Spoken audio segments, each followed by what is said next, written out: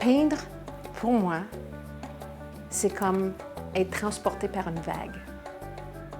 On sait à peu près dans quelle direction qu'on va, mais on n'a pas d'idée où on va aboutir. Chaque peinture, c'est une aventure.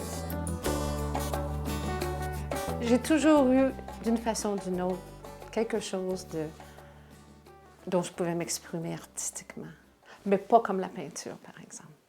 Ça a été vraiment un bang quand c'est arrivé dans ma vie.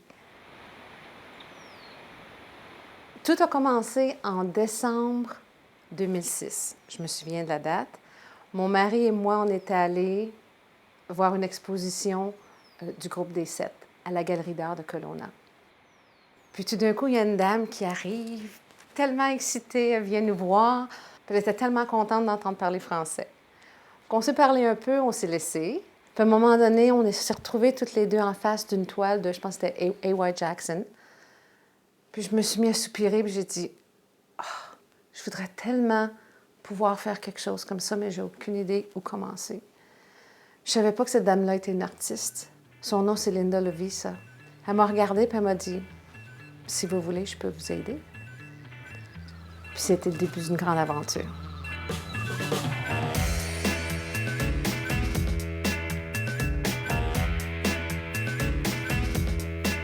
J'aime peindre abstrait. J'ai réalisé que mon âme voulait s'envoler, puis j'avais besoin d'exprimer ce que j'avais en dedans de moi. Parce que je peins avec mes émotions. J'aime la texture, j'aime les couleurs vives. Donc, peindre abstrait pour moi est quelque chose qui me permet d'exprimer ce que j'ai en dedans de moi beaucoup plus.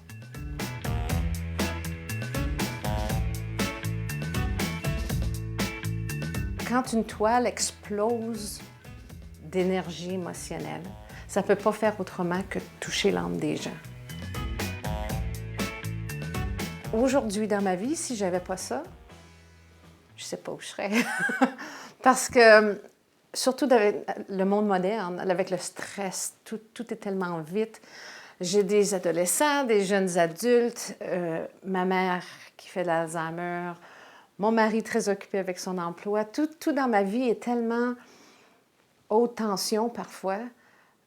Quand je me mets à peindre, je viens dans mon studio, tout le reste est oublié.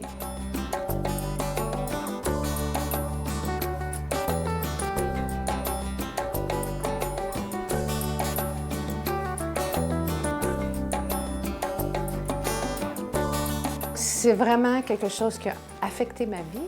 Puis je ne pourrais vraiment pas voir ma vie sans la peinture.